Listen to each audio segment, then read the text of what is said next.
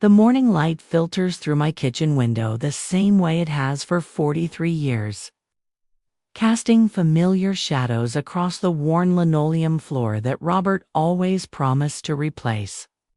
I trace the rim of my coffee cup, the blue one with the tiny chip on the handle that my daughter Sarah gave me for Mother's Day in 1987. And watch this steam curl upward like the ghosts of all the conversations this house has held. It's 72. I've learned that routine is both sanctuary and prison. Wake at 6:30. Coffee by 7 o'clock. Check the garden. Read the newspaper cover to cover. Even the obituaries, especially the obituaries. By 9 a.m., I'm usually settling into my recliner with my crossword puzzle, the one luxury I allow myself before the day's responsibilities begin. But today feels different. Today, my phone has been buzzing since dawn. Grandma Rose, we need to talk. The text from my grandson Marcus came through at 6:47 a.m. 3 more messages followed in rapid succession, each more urgent than the last. It's about your future. This could change everything. Can I come over today? Marcus is 28 now, though in my mind he's still the gap-toothed boy who used to help me plant tomatoes in the backyard. Sarah's eldest, her pride and joy, the first in our family to graduate college. He works in something called tech, which I've never fully understood despite his patient explanations involving words like algorithms and user engagement. What I do understand is that he's brilliant, ambitious, and lately, desperate. The desperation started showing about 6 months ago. The phone calls became more frequent, always timed perfectly during my dinner preparations when I couldn't give him my full attention. He'd talk rapidly about opportunities and market disruption, his voice carrying that particular strain of someone trying to convince themselves as much as their audience. I set down my coffee cup and walked to the front window, the same window where I used to watch for Robert's headlights every evening for 37 years of marriage. The street looks the same as it did in 1981 when we first moved here, modest ranch homes with attached garages, mailboxes that lean slightly to the left from too many harsh winters, sidewalks cracked but still navigable. This house cost us $47,000 back then. Robert worked double shifts at the plant while I took in sewing to make the down payment. We painted every room ourselves, installed the ceiling fans, built the deck where Sarah took her prom pictures. When Robert passed 5 years ago, I thought about selling.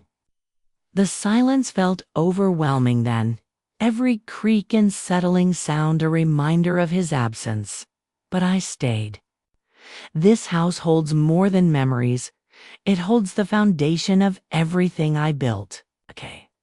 Everything I sacrificed for. Everything I fought to protect. The doorbell rings at exactly 10 a.m. Marcus has always been punctual, a trait he inherited from his grandfather. I open the door to find him standing there with a leather portfolio under his arm, and a smile that doesn't quite reach his eyes. "Grandma Rose," he says, leaning down to kiss my cheek. He smells like expensive cologne and coffee shop anxiety. "You look wonderful." I study his face as I lead him to the kitchen. The dark circles under his eyes have deepened since I saw him at Christmas. His usually perfect hair looks like he's been running his hands through it. And there's a tremor in his voice that wasn't there before. "Sit," I say, gesturing to the kitchen table where I've laid out store-bought cookies on my good china. "Tell me what's so urgent it couldn't wait for our usual Sunday call." Marcus settles into the chair, his long legs folding awkwardly under the small table. He was always tall, like his grandfather, but lately he seems to carry his height like a burden. Shoulders hunched forward as if he's trying to make himself smaller. Grandma, I want to talk to you about an incredible opportunity. He opens his portfolio and spreads papers across my table like a salesman making a pitch. I've been working on something revolutionary, something that could change not just my life, but our entire family's future. I pour him coffee in my second best cup and wait. Experience has taught me that young people need space to find their words, especially when those words are difficult to say. It's called MindBridge. He continues, his voice gaining momentum. It's an AI-powered mental health platform that connects users with personalized therapeutic interventions. We're talking about democratizing mental health care, Grandma. Making it accessible to everyone, not just people who can afford expensive therapy sessions. The passion in his voice reminds me of his grandfather when Robert would talk about his invention's small improvements to factory machinery that he'd sketch on napkins during dinner. Robert never got the chance to patent any of his ideas, but Marcus has that same fire, that same desperate need to create something meaningful. It sounds wonderful, sweetheart, I say carefully. How can I help? This is when his composure cracks slightly. He shuffles the papers, avoiding my eyes. We need funding, significant funding. We've got the prototype, we've got the team, we've got investors interested, but we need to show them we're serious. We need to demonstrate commitment. How much? $250,000. The number hangs in the air between us like smoke from a snuffed candle. I keep my expression neutral, the way I learned to do during those early years of marriage when Robert would come home with dreams bigger than our bank account. That's a substantial amount, I say. I know it sounds like a lot, but Grandma, this. How's he gestures around my kitchen, taking in the dated appliances. The wallpaper I put up in 1993, the window treatments that have seen better decades. This house is sitting on a gold mine. The neighborhood's gentrifying. Property values have tripled since you bought it. You could sell this place, downsize to a nice apartment, and still have money left over after helping me launch MindBridge. Take a sip of my coffee, buying time to process what he's really asking. Sell my home. Leave the place where I raised my children. Buried my husband's ashes in the backyard garden. Celebrated 43 Christmases. Traded all for his dream. Marcus, I say slowly, this house isn't just an investment to me. It's my home. But think about what you could do with the freedom. He presses, leaning forward across the table. No more worrying about maintenance, property taxes, all the headaches of homeownership. You could travel, see the world, live somewhere with amenities designed for your stage of life. My stage of life. The phrase stings more than it should. When did I become someone with a stage of life instead of just a life? And when MindBridge takes off, which it will, Grandma, I promise you'll get back triple what you invested. This isn't just about helping your grandson. This is about securing your own future. I stand and walk to the sink, needing distance from his earnest face and desperate energy. Outside my window, Mrs. Chen from next door is tending to her roses, the same roses she's been nurturing for 15 years. She waves when she sees me, A small gesture that reminds me I'm part of something here, woven into the fabric of this place. I need time to think about this. Marcus. I hear his chair scrape against the floor as he stands. Course, Grandma. I understand. It's a big decision. He comes up behind me, placing his hands on my shoulders. But don't think too long, okay? This opportunity has a window, and I'd hate for you to miss out on being part of something this revolutionary. After he leaves, I sit at my kitchen table staring at the papers he left behind. Colorful charts and graphs, testimonials from Beta, users' projections showing exponential growth curves that climb toward heaven itself. But underneath all the optimism and opportunity, I see something else. The barely concealed panic of a young man who's promised more than he can deliver. Who needs me to risk everything I've built so he doesn't have to face the consequences of his own choices. That evening, call my daughter Sarah. Mom, hi. Marcus said he talked to you today. Her tone is carefully neutral, the voice she uses when she's trying not to take sides in family conflicts. He did. He wants me to sell the house. A pause. Then, what do you think? I think it's a lot to ask. Sarah's voice softens, becomes more coaxing. You know we worry about you in that big house all alone. The stairs, the maintenance, the isolation. Maybe this is the universe's way of giving you a push toward something better. Better for whom? Another pause, longer this time.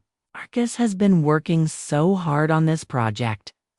He's poured everything into it, his savings, his relationships, his health. If it fails. She doesn't finish the sentence, but I hear the fear. Underneath, Sarah has always been protective of her children, sometimes to a fault. She sees Marcus struggling and wants to fix it, even if it means sacrificing her mother's security. I raised 3 children in this house, I tell her. Your father proposed to me on the front porch. His ashes are scattered in the garden he planted. This isn't just real estate, Sarah. This is my life. I know, Mom. I do. But maybe it's time to start a new chapter.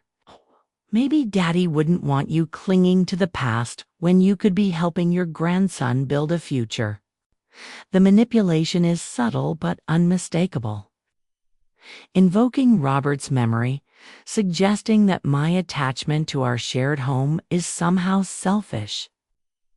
Framing Marcus's desperation as my responsibility to solve. I end the call feeling more isolated than I have since Robert died. That night, can't sleep. I walk through my house in the darkness, touching familiar surfaces, remembering. The kitchen counter where I rolled out thousands of cookies. The living room where we watched the kids open Christmas presents. The bedroom where Robert held my hand through his final illness. In my office, the small room Robert used as his workshop, I sit at the desk and pull out the metal filing cabinet where I keep all our important papers. Birth certificates, insurance policies, tax returns, dating, back decades. And at the very back, in a folder marked property documents, I find what I'm looking for. The deed to Marcus's parents' house. Sarah and her husband David bought their home 12 years ago. During the housing crisis, when they couldn't qualify for a conventional mortgage. I stepped in as cosigner, using my excellent credit and the equity in my own home as collateral. But the documents show something that Sarah may have forgotten, and Marcus certainly doesn't know. Technically, legally, I'm still the primary owner. Of their property, it was supposed to be temporary. Once their credit improved, We planned to transfer the deed entirely to their names. But then David lost his job. Then Sarah went back to school. Then there was always another crisis. Another reason to postpone the paperwork. Eventually, we all just stopped talking about it. I stare at the deed in the lamplight, understanding for the first time the power I've been holding all these years without realizing it. My grandson wants me to sacrifice my home for his dreams. But he doesn't know that I could make his parents homeless with a single phone call. The irony isn't lost on me. Marcus sees me as a vulnerable old woman sitting on an asset he needs. He doesn't see the careful financial planning, the strategic decisions, the quiet strength. It's been protecting this family for decades. But maybe it's time he learned. The pressure begins subtly.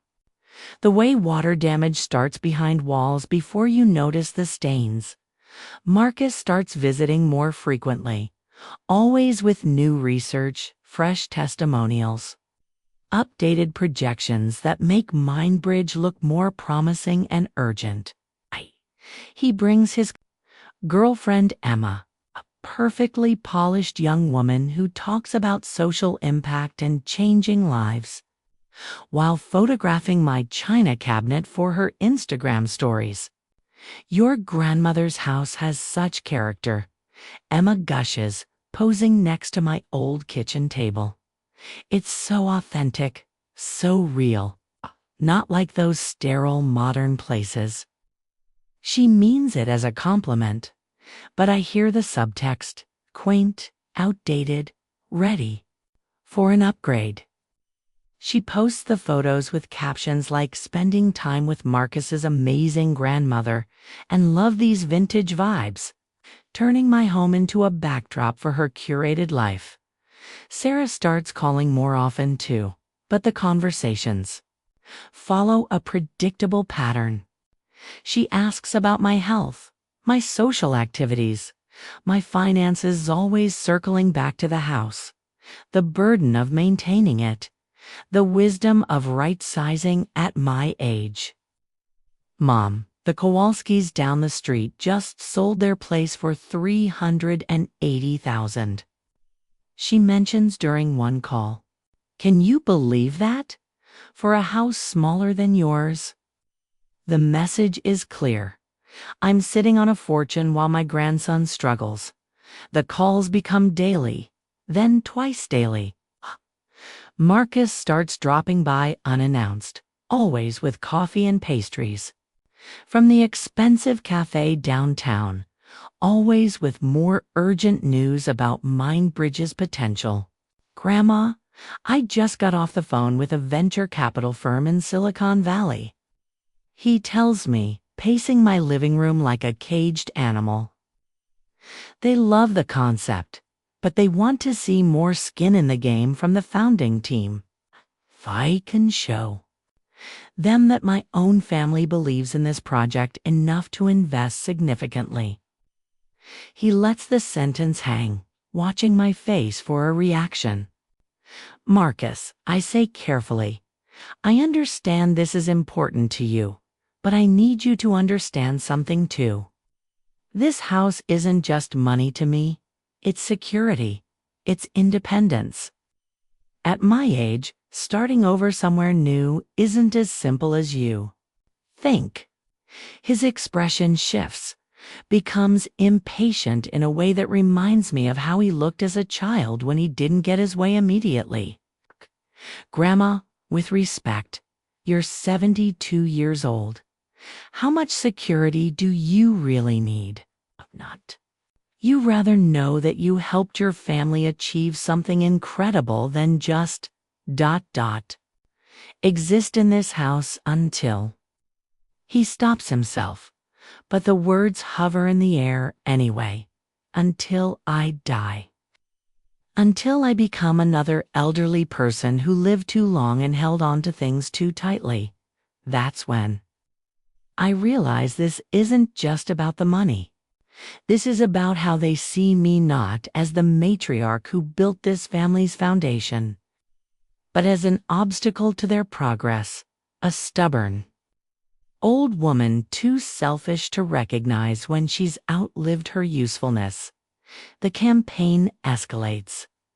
David, Sarah's husband, starts joining the conversations. He's always been the practical one, the numbers guy, and he approaches my reluctance like a business problem to be solved. Rose, I've run the calculations, he says, spreading spreadsheets across my dining room table during what was supposed to be a casual Sunday dinner. If you sell this house, invest the proceeds properly, okay? You could live very comfortably for the rest of your life without ever touching the principal. And that's without any return on the MindBridge investment. Plus, Sarah adds, think about what happens if you have a medical emergency. What if you fall down those stairs? What if you need assisted care? The equity in this house could pay for the best facilities, the best care. They're planning my decline, mapping out my future incapacity like it's inevitable. In their version of my story, I'm already halfway to incompetence, already in need of their guidance and protection. I appreciate your concern, I tell them, but I'm not ready to sell my home based on hypothetical emergencies. Marcus slams his hand on the table, making the china jump. It's not hypothetical, Grandma. MindBridge is real. The opportunity is real. The deadline is real. We need a decision. The mask slips completely then. No more patient grandson. No more gentle coaxing. Just raw desperation and something that looks dangerously close to entitlement. You've lived your life, he continues, his voice rising. You've had your chance to build something. This is mine. Don't you want to be remembered as the grandmother who helped her family succeed instead of the one who held them back? The words hit like physical blows. Sarah gasps, tells Marcus to apologize, but the damage is done. In that moment, I see how he really views me, not as a person with my own dreams and fears and needs, but as an asset to be liquidated, a problem to be solved, a roadblock to be removed. That night, after they leave, I sit in my kitchen and cry. For the first time since Robert's funeral, not just for the betrayal, but for the loneliness of it. These people who are supposed to love me, who I've sacrificed for and supported and protected, see me as nothing more than a collection of assets they're entitled to inherit early. But the tears don't last long. Somewhere between anger and heartbreak, I find something else, resolve. I begin my research the next morning. I've always been thorough. It's how Robert and I managed to build a life on modest means. How we saved enough to help our children through college. How we accumulated the wealth they now want to redistribute. But this research is different. This is strategic. I start with MindBridge itself. Marcus has been feeding me carefully curated information, but the internet tells a different story. I find forums where former employees discuss the company's financial problems, news articles about similar startups that burned through millions before failing, regulatory concerns about AI and healthcare that Marcus never mentioned. More troubling, I discover that this isn't Marcus's first venture. He's been involved in 3 previous startups, all of which failed within 2 years. Each time, he'd moved on to the next opportunity, leaving investors and partners to absorb the losses, I dig deeper into my own financial situation. The house is worth more than Sarah estimated. The neighborhood has indeed gentrified, but in ways that make it more valuable, not less. The property taxes have increased, but they're still manageable. The maintenance costs are reasonable for a house this size and age. More importantly, I review my retirement accounts, my Social Security, my small but steady income from Robert's pension. I'm not the financial burden they've made me out to be. I don't need their rescue. I don't need to liquidate my life to secure my future. But the most revealing research comes when I start investigating my family's own financial situation. David's consulting business has been struggling since the pandemic. Sarah's part-time teaching position barely covers her student loan payments for the master's degree she's still paying off. Their mortgage, the one I co-signed, is underwater due to some refinancing decisions they made without consulting me. They're not worried about my financial security. They're worried about their own. The final piece of the puzzle falls into place when I call my lawyer, Harold Brennan, who handled Robert's estate and has been our family attorney for 20 years. Rose, he says after I explain the situation, I need to ask you something directly. Have you signed any documents recently? Power of attorney forms, property transfers, anything like that? Why? A pause. Because I received a call last week from someone claiming to represent you, asking about expediting a property sale. When I asked for verification, they hung up. My blood runs cold. Who called? The voice sounded young male. Said he was handling your affairs because you were having some cognitive difficulties. Cognitive difficulties. They're not just pressuring me to sell.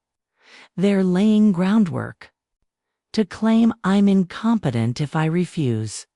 That evening, I make 2 phone calls. The first is to a private investigator Harold recommended, asking him to document my family's financial situation and any attempts to access my accounts or property records without authorization. The second call is to a real estate agent, asking for a current market analysis of my home, not because I'm planning to sell, but because I need to know exactly what everyone is fighting over. The agent, a sharp woman named Patricia, who reminds me of myself 30 years ago, comes by the next day. She walks through my house with professional efficiency, taking notes, measuring rooms, evaluating improvements and necessary repairs. Mrs. Morrison, she says as she finishes, this property is worth significantly more than you might expect. The neighborhood is highly desirable now, and your house has been beautifully maintained. I'd estimate market value at around $450,000, possibly more in a bidding war. $450,000. More than 9 times what Robert and I paid for it. More than Marcus needs for his startup. More than enough to make someone desperate. There's something else, Patricia continues. I need to tell you that someone else has been asking about this property. A young man who claimed to be your grandson. He wanted to know about the selling process, about how quickly a sale could be completed. I didn't give him any information, of course, but I thought you should know. That night, I don't sleep at all. I sit in my office, surrounded by documents and financial records, finally seeing the full scope of what's happening. This isn't just about a grandson asking his grandmother for help. This is about a family that's decided I'm more valuable to them, liquidated than alive and independent. Marcus has been researching my property behind my back, possibly looking for ways to force a sale. Sarah and David have been positioning themselves as my concerned caregivers, building a case for my incompetence. Someone has been trying to access my legal records, probably hoping to find a way around my refusal to cooperate. They've turned my love for them into a weapon against me. But they've made one crucial mistake, okay? They've underestimated me completely. They see a lonely old woman who will eventually cave to pressure because she needs their approval and affection. They don't see the careful strategist who's been protecting this family's interests for decades, who's been holding more cards than they ever realized. It's time to show them what I'm really capable of. The next morning, I call Sarah and tell her I want to have a family meeting. All of them: Sarah, David, Marcus, even Emma. I want to discuss the future. I tell her I want to make some decisions. "Oh, Mom," Sarah breathes, and I can hear the relief in her voice. "I'm so glad. We all just want what's best for you." "I know." I say, "That's exactly what we need to talk about." I schedule the meeting for the following Sunday at 2 p.m. Then I call Harold and ask him to prepare some documents. Finally, I call the private investigator and ask for a rush job on his research. By Sunday, I'll have everything I need to remind my family who they're really dealing with. But first, I have one more call to make. I dial Marcus's number, and when he answers, his voice is bright with anticipation. "Grandma Rose, I've been hoping you'd call. Have you had a chance to think more about Mindbridge?" "I have," I tell him. "In fact, I've been doing quite a bit of thinking lately. About family, about loyalty, about what we owe each other." "That's wonderful. I knew you'd come around once you understood the opportunity." "Oh, Marcus," I say quietly, "I understand much. More than you think I do. Much more than you realize." There's a pause, and for just a moment, I hear uncertainty creep into his voice. "What do you mean?" "You'll find out on Sunday. Make sure you bring all those papers you've been so eager to show me, all of them." After I hang up, I sit in my kitchen and watch the afternoon light stream through the window. The same light that's been warming this room for 43 years. The same light that will keep warming it long after this crisis passes. Because I'm not going anywhere. And by Sunday evening, everyone will understand exactly why Sunday arrives with the kind of crisp autumn air that always reminds me of new beginnings. I wake early, shower, and dress in the navy blue suit I wore to Robert's funeral, not because I'm mourning, but because it makes me feel armored, prepared for battle. By 1:30 p.m., I've arranged my dining room like a boardroom. Harold sits at one end of the table, his legal documents in neat folders. The private investigator, a quiet man named Thomas, who looks like he could be someone's accountant, sits beside him with his own file. I take my place at the head of the table, the position I've earned through 43 years of building and protecting this family. They arrive together, which tells me they've been coordinating their approach. Sarah comes through the door first, her face bright with the kind of optimism that comes from thinking you've won. David follows, carrying his laptop in a briefcase, ready to handle the financial details. Marcus enters with Emma clinging to his arm, both of them practically vibrating with excitement. "Grandma Rose, Marcus beams, leaning down to kiss my cheek. This is such a big day. I brought the final contracts, the investment documentation, everything we need to make this official. Emma squeezes my hand. Mrs. Morrison, I just want you to know how incredible this is. You're literally changing lives. Mindbridge is going to help so many people, and it's all because of your generosity. Sit down, I say simply. They settle. Around the table, Marcus spreading his papers with the confidence of someone who believes he's about to close the deal of his life. Sarah reaches over and pats my hand. Mom, we're all so proud of you for making this decision. Takes courage. To embrace change at your age. At my age, I repeat. Yes, let's talk about that. Harold clears his throat. Before we begin, I need to make something clear. I'm here as Mrs. Morrison's attorney, not as a mediator or facilitator. My job is to protect her interests. Marcus waves dismissively. Of course. We're all family here. We all want what's best for Grandma. Do you? I ask quietly. Something in my tone makes Emma shift uncomfortably. Marcus's smile falters slightly, but he rallies quickly. Absolutely. That's why this opportunity is so perfect. Mindbridge isn't just going to make money, it's going to make a difference, and you're going to be part of that legacy. I nod slowly. Legacy?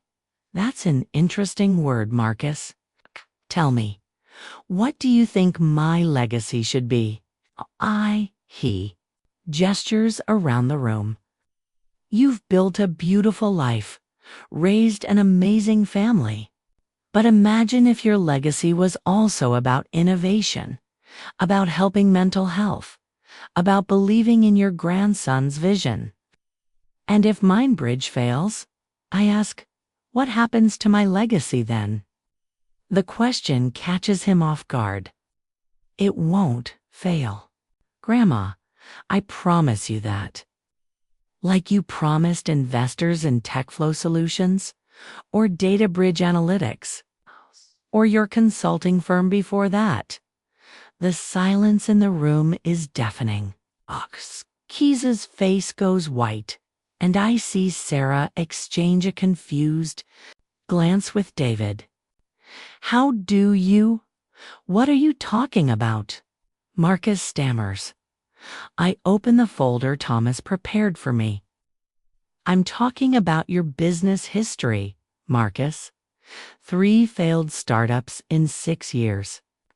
2 lawsuits from former business partners.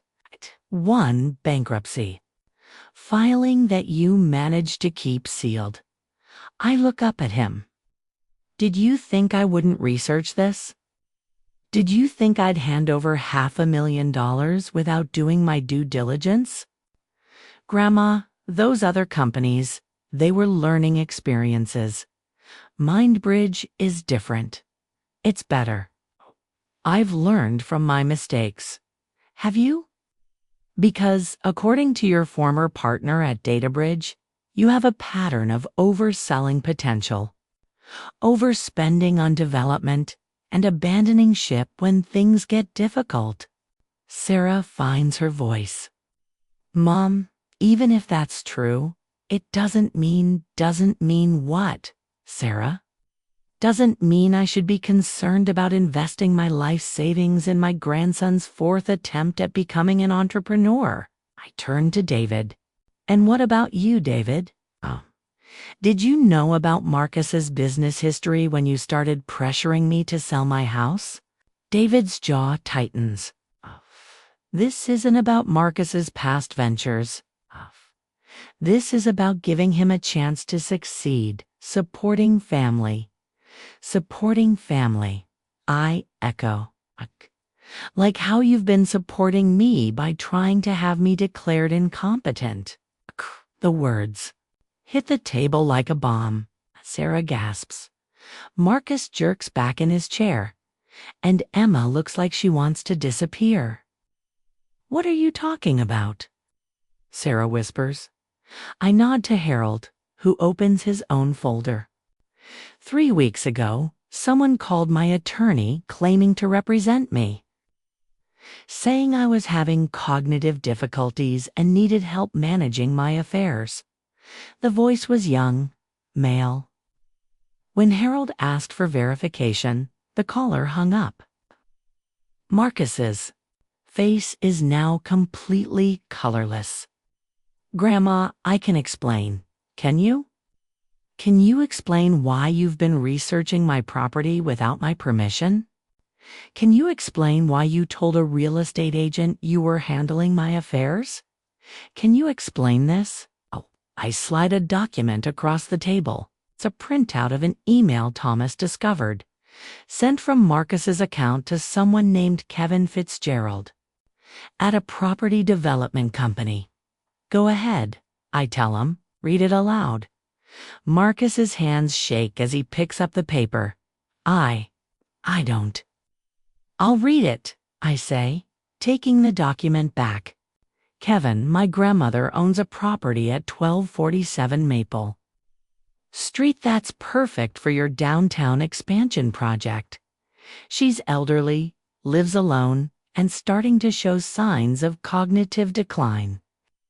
I think with the right approach, we could get her to sell quickly, possibly below market value. My family is concerned about her ability to manage the property long term. Let me know if you're interested in discussing a private sale. The silence stretches for what feels like hours. Sarah is staring at her son like she's never seen him before. David won't meet anyone's eyes. Emma has tears streaming down her face. Marcus.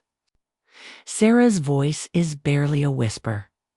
Tell me this isn't real. Mom, it's not what it looks like. I was just exploring options, trying to help Grandma understand her choices. You were trying to sell my house behind my back, I interrupt. You were telling strangers that I'm mentally incompetent. You were planning to steal from me. It's not stealing. Marcus explodes, jumping to his feet. It's your house. When you die, it's going to come to us anyway. I'm just asking you to help me now, when it could actually make a difference. And there it is. The truth, finally. In his mind, my death is just a delayed inheritance payment. My house, my life's work, my security, it all belongs to him already. I'm just being selfish by continuing to live in it. Sarah is crying now, her hand pressed to her mouth. Marcus, how could you say that? Could you even think that? Because it's true, he shouts. She's 72 years old. She's alone in that house, not doing anything productive with it, not helping anyone. I'm trying to build something that matters, something that could help thousands of people, and she's worried about her fucking garden. David stands up, his face dark with anger. That's enough, Marcus. Is it enough? Because I've been patient, I've been respectful. I've played along with this whole charade where we pretend Grandma's going to live forever, and we're never going to inherit anything. But the reality is, she's old, she's going to die, and when she does, we're going to sell that house anyway. So why can't she help her family now when we actually need it? The raw cruelty of it takes my breath away. This is what my grandson really thinks of me. Not as a person with value and dignity, but as an obstacle to his inheritance, a stubborn old woman too selfish to die on his timeline. Sit down, Marcus, I say quietly. Something in my voice makes him obey immediately. The room is silent except for Sarah's quiet sobbing. I reach for another folder, this one thick with documents. You want to talk about inheritance? About family obligations? About who owes what to whom? Let's have that conversation. I slide the deed across the table. Sarah's deed. The one that shows I'm still the legal owner of her house. Sarah stops crying and stares at the document. David goes very still. Marcus looks confused. What is this? Marcus asks. This, I say, is the deed to your parents' house. The house where you grew up, where your sister still lives. Where your parents have built their life for the past 12 years. And as you can see, my name is still on it. I'm still the primary owner. Sarah's face goes white. We talked about transferring that years ago. We talked about it. But we never did it. Legally, that house belongs to me. Which means, Marcus, that if anyone in this family is in a position to make someone homeless, it's not you making me homeless. It's me making your entire family homeless. The power shift in the room is immediate and absolute. Marcus sinks back into his chair like a deflated balloon. David's hands are clenched so tightly his knuckles are white. Sarah looks like she might be sick. Now, I continue. Let's talk about cognitive decline and competency. Harold. Harold opens his briefcase and pulls out a thick stack of papers. Mrs. Morrison asked me to have her evaluated by a geriatric psychiatrist and a neurologist. Both doctors have certified that she shows no signs of cognitive impairment, dementia, or any condition that would affect her ability to make sound financial decisions. He slides the medical reports across the table. She's also passed a comprehensive financial literacy test administered by a certified public accountant. Her credit score is 847. Her investment portfolio has outperformed the market for the past 5 years. By any objective measure, Rose Morrison is one of the most financially competent people in this room. I see Marcus trying to process this information, trying to figure out how his helpless, naive grandmother turned into someone who could outmaneuver him so completely. There's more, I say, Thomas. The private investigator opens his own file. I've documented multiple attempts to access Mrs. Morrison's financial records without authorization. Phone calls to her bank, her investment firm, her insurance company. All from someone claiming to be handling her affairs due to her declining mental state.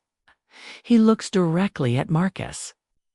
I've also documented the contact with the property development company, attempts to get information from her real estate attorney, and inquiries about expedited probate procedures. This could constitute elder abuse. Thomas continues, his voice steady and professional.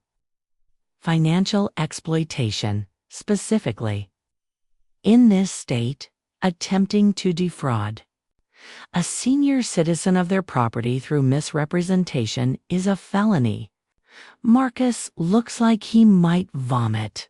Emma has stopped crying and is staring at him like she's seeing a stranger.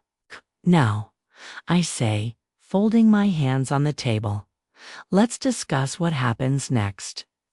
I turn to Sarah first.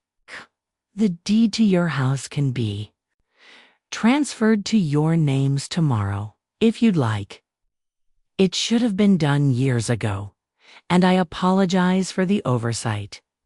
Harold has the paperwork ready. Sarah nods mutely, unable to speak. David, I know your consulting business has been struggling. I also know you refinanced the house at a higher interest rate without discussing it with me first, which was technically a violation of our original agreement. But I'm willing to overlook that. David's face flushes red. Woes. We didn't think you didn't think I'd find out. You're probably right to be concerned about that loan. The payments are higher than your current income can sustain long term. Slide another document across the table. This is a cashier's check for $50,000. It should be enough to refinance again at a better rate, or to make a significant principal payment that will reduce your monthly obligations. Sarah gasps. Mom, we can't accept. You can and you will. This family has always supported each other. That doesn't change just because one member decided to betray that trust. I turn to Marcus, who's been sitting in stunned silence. As for you, he flinches like I've struck him. You want to talk about legacy? About what I owe my family? About the value of what I've built? Let me tell you something about legacy, Marcus. Legacy isn't about the money you leave behind. It's about the values you instill, the character you build, the way you treat people when you think no one is watching. I stand up and walk to the window, looking out at the garden where Robert's ashes nourish the soil. Your grandfather worked 16-hour days to buy this house. He missed dinners, missed school plays, missed lazy Saturday mornings because he believed that sacrifice today would build security tomorrow. He didn't do it for himself. He did it for his family, for his children, for grandchildren he'd never get to see grow up. I turned back to face the table. And you want me to throw that away because you've run out of other people's money to lose? Marcus finally finds his voice. Grandma, I'm sorry. I know I handled this wrong, but I really do believe in Mindbridge. I really do think it could help people. Do you? Or do you just need it to work because you can't face another failure? Question hangs in the air. Aqueous opens his mouth, closes it, then opens it again. I don't know anymore. It's the first honest thing he's said all day. Marcus, I say, sitting back down, you're 28 years old. You're brilliant, educated, and capable. But you're also entitled, manipulative, and apparently willing to commit fraud to avoid the consequences of your own choices. Emma suddenly speaks up. Mrs. Morrison, I had no idea about any of this. For other companies, the calls to your lawyer, the email to the developer. I swear to you, I didn't know.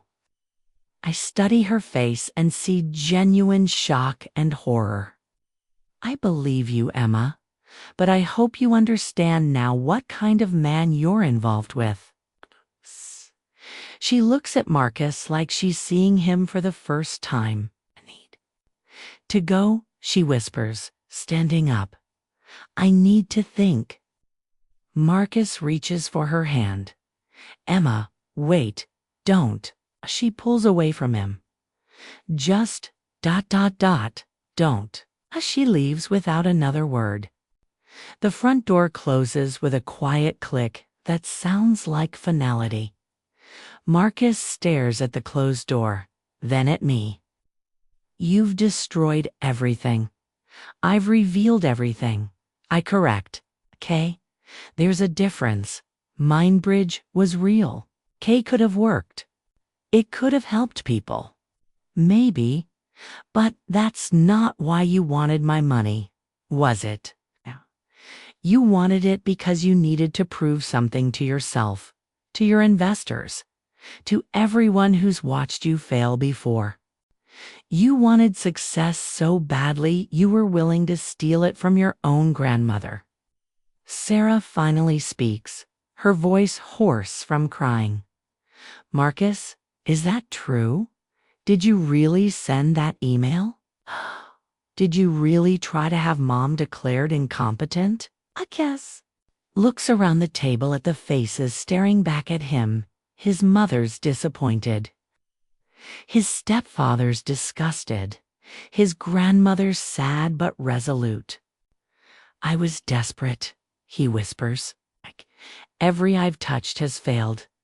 Every idea, every business, every partnership. I thought maybe if I could just get one big break, one real chance, okay? At my expense, I say. I told myself I was helping you too. That you'd be better off in a retirement community. That the house was too much for you to handle alone. Did you believe that? Or did you just need to believe it? He's crying now, ugly tears that make him look like the little boy who used to apologize for breaking my china. I don't know. I don't know anything anymore. I reach across the table and take his hand. It's shaking. Marcus, I want you to listen to me carefully. You have value that has nothing to do with business success or financial achievement. You're smart, you're creative, you care about people.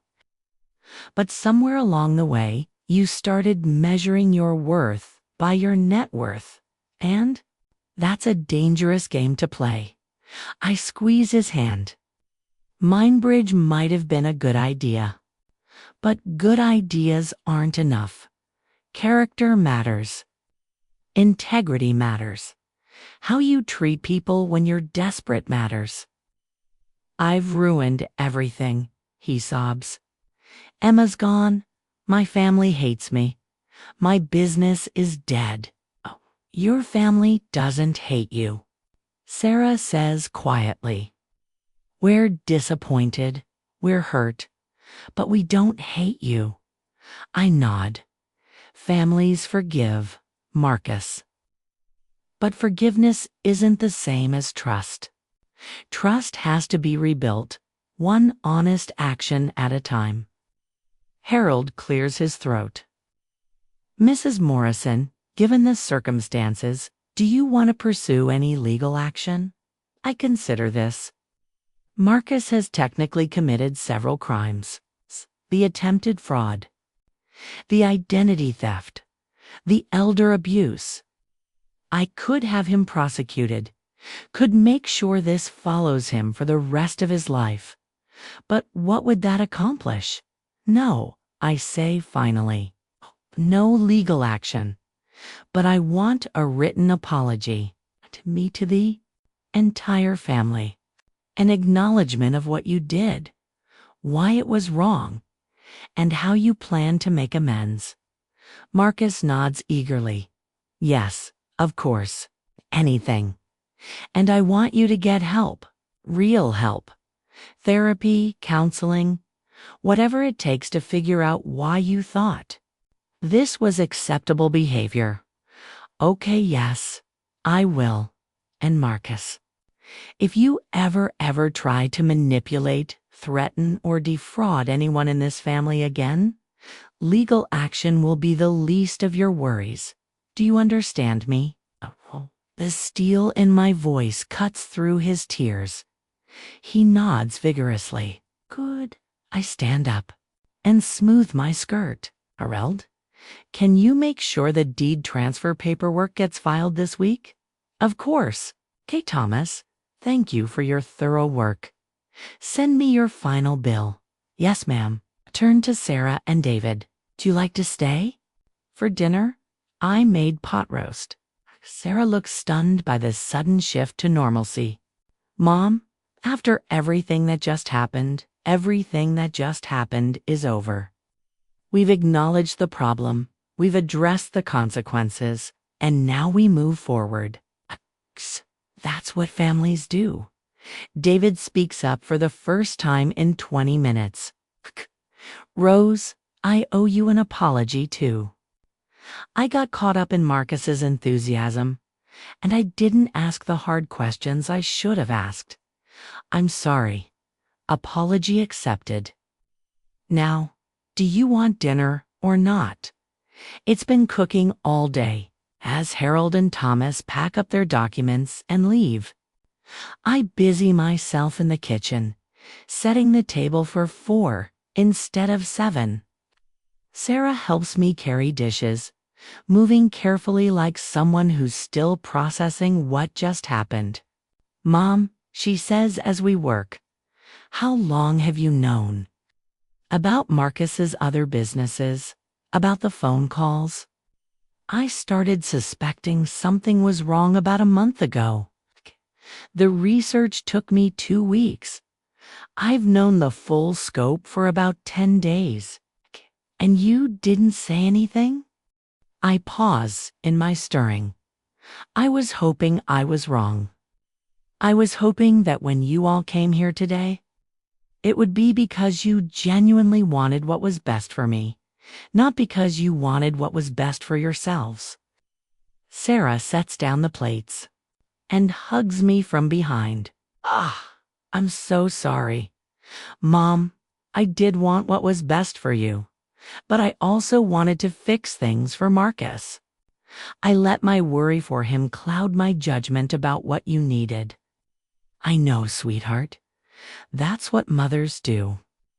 We try to protect our children, sometimes even from themselves. Marcus appears in the kitchen doorway, looking like a ghost of himself. Grandma, I don't deserve dinner. I don't deserve to be here.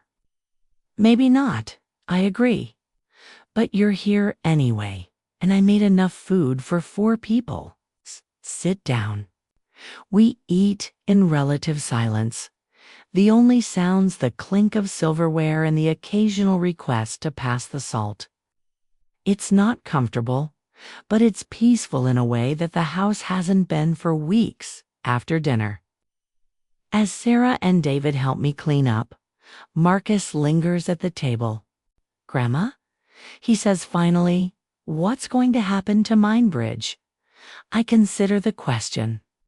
What do you think should happen to it? I guess, ... I guess it's over. Without the funding, without a team, without Emma, ... it's over. Is that what you want? He looks up, surprised. What do you mean? I mean, was Mindbridge a good idea? Setting aside your methods, setting aside your desperation, setting aside everything that happened today, was it actually a good idea that could help people? Marcus thinks for a long moment. Yes, I believe it was. The concept is sound, the need is real, the technology exists to make it work. Then maybe the idea deserves better than to die because of your mistakes. Hope flickers in his eyes. What are you saying? I'm saying that good ideas shouldn't be held hostage by bad judgment. If Mindbridge has real potential, maybe it deserves a chance to succeed without you. The hope dies immediately. Without me. Marcus, you've proven that you can't be trusted with other people's money or other people's dreams. But that doesn't mean the dream itself is worthless. I walk to my purse and pull out a business card. This is Dr. Rebecca Chen. She runs a mental health nonprofit downtown. I called her yesterday and told her about Mindbridge, the actual concept, not your version of it. Marcus takes the card with trembling hands. She's interested. Very interested. She has funding sources. She has connections to legitimate tech developers, and she has the credibility to make it work. If you're willing to give up ownership, to step back and let competent people handle the business side, She might be willing to license the concept from you. I don't understand. It's simple. You keep the intellectual property. You get credit as the originator. You might even get a small ongoing royalty if it succeeds. But you don't get to run it. You don't get to make decisions, and you don't get to touch any investment money. Marcus stares at the business card like it's a lifeline. Why would you do this after everything I've done? Okay. Because despite everything you've done, I still love you. And because good ideas shouldn't be wasted, even when they come from people who make terrible choices. Sarah appears beside me, having heard the entire conversation. Mom, you're amazing. I'm practical. I correct. If MindBridge really could help people, then my anger at Marcus shouldn't prevent that from happening. Marcus is crying again, but these tears look different, cleaner, somehow. I don't know what to say. Say you'll call Dr. Chen tomorrow. Say you'll be honest with her about your history and your limitations. Say you'll let go of your need to control everything and trust other people to do what they do best. Okay, yes, I will. And Marcus, yes, yes, this is your last chance. Not just with MindBridge, not just with this family, but with yourself. The next choice you make will determine what kind of man you become. Choose wisely. That evening, after everyone has gone home, I sit in my living room with a cup of tea and truly relax for the first time in weeks.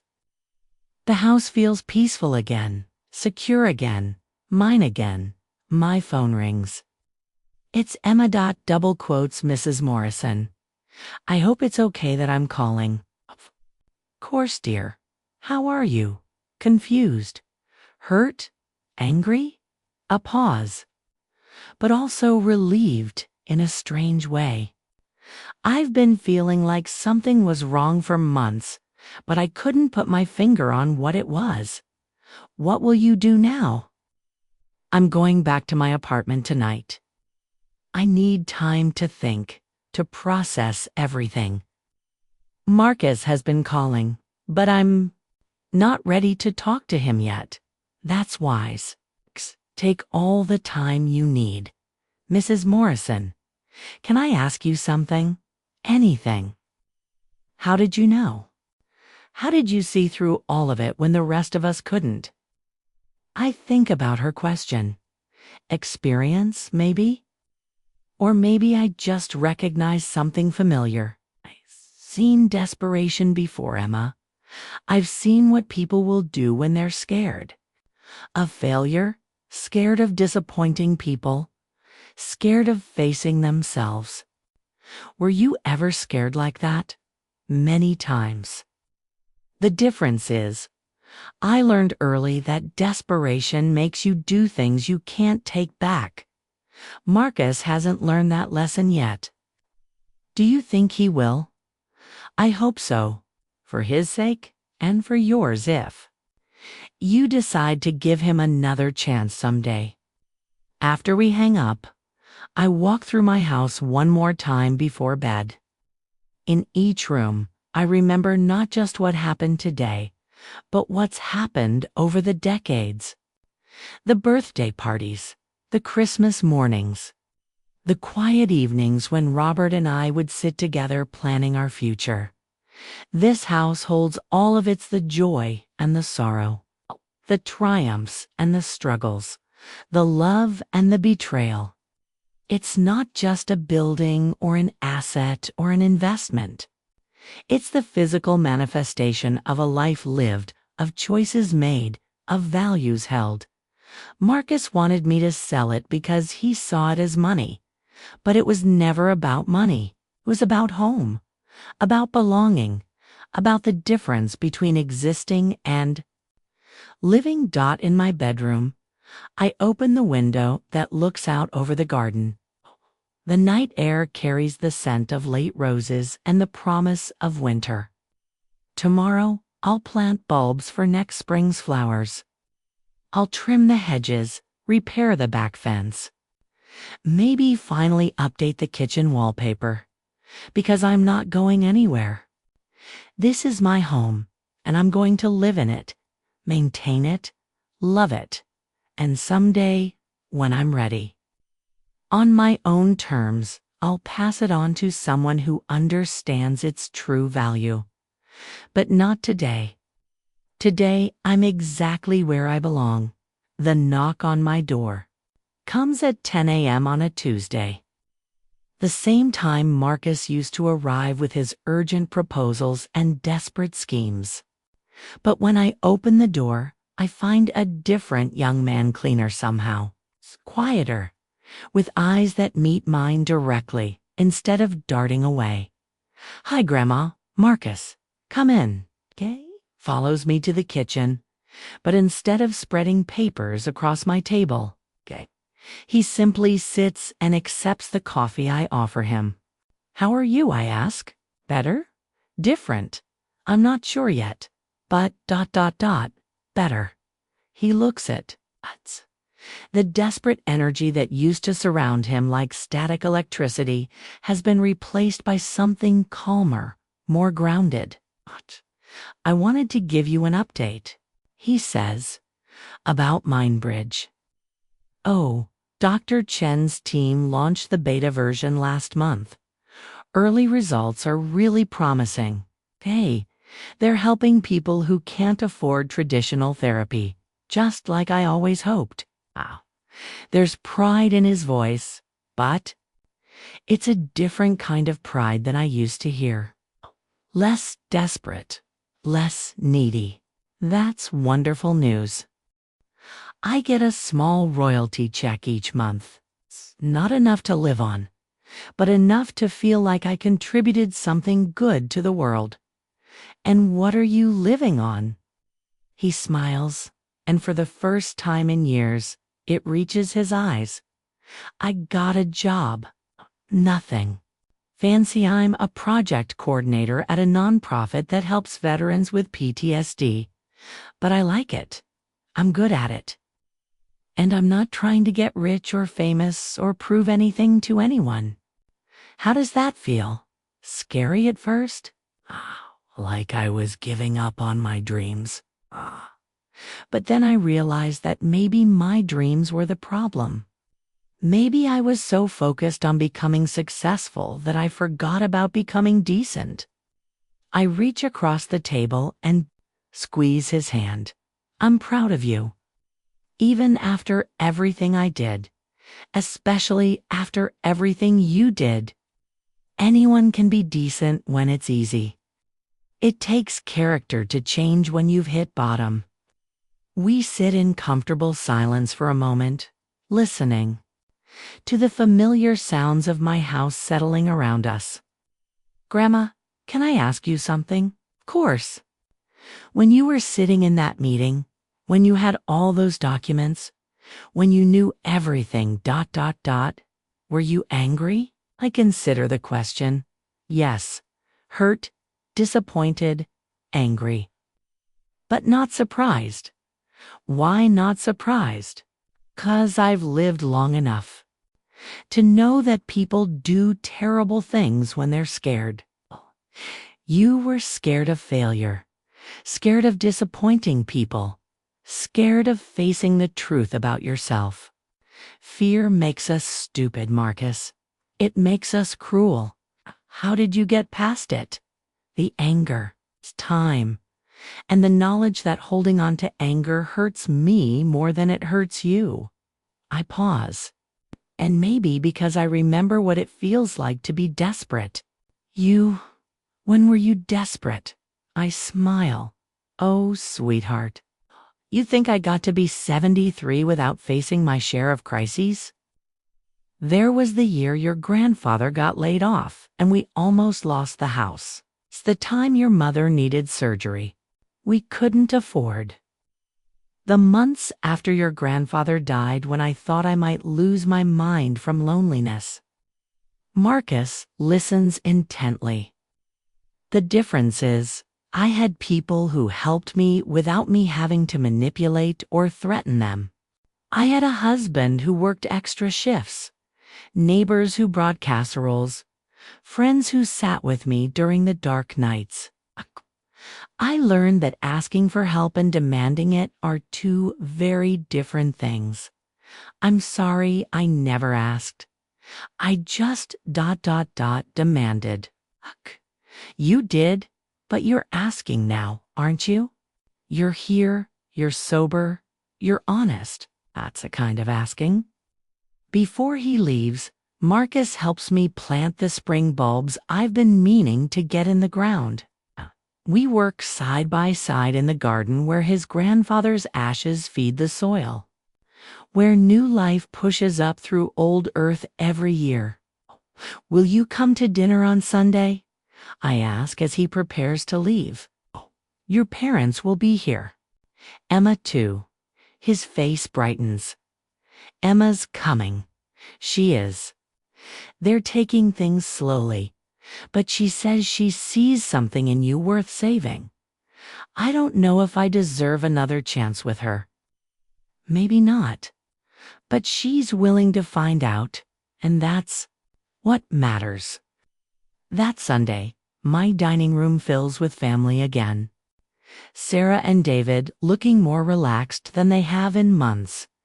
Emma, cautious but present. Marcus, still fragile but genuine in a way he wasn't before. We don't talk about startups or investments or real estate values. We talk about Sarah's students. David's new client, Emma's photography project, Marcus's work with veterans. We talk about normal things, family things, the small dramas and daily joys that make up actual life. After dinner, we're cleaning up. Sarah pulls me aside. Mom, how did you know it would work out like this? I didn't. I just knew that love without boundaries isn't really love at all. Sometimes the most loving thing you can do is refuse to enable someone's worst impulses, even when it's hard, especially when it's hard. Later that evening, I sit in my living room with a newspaper, working on my crossword puzzle. The house is quiet but not empty, filled with the echoes of laughter from dinner. The promise of next Sunday's gathering, the solid comfort of family. Relationships that have been tested and found strong enough to survive. Outside my window, the neighborhood settles into its evening rhythm. Mrs. Chen tends her roses. The Johnsons walk their dog. Children ride bicycles on sidewalks that have weathered 43 winters and still provide safe passage. I am exactly where I belong, in the house I built with my husband, surrounded by the life we created together. My grandson tried to take this from me, tried to convince me that my age made me a burden, that my attachment to home was selfishness, that my security was less important than his dreams. He was wrong. But more importantly, he learned he was wrong. And that makes all the difference. Now that you've heard my story, I want to speak to you directly, friend to friend, heart to heart. I wonder, have you ever felt the subtle pressure to step aside? To make yourself smaller so someone else can grow larger? Have you ever been told that your needs matter less because of your age, your circumstances, your supposed limitations?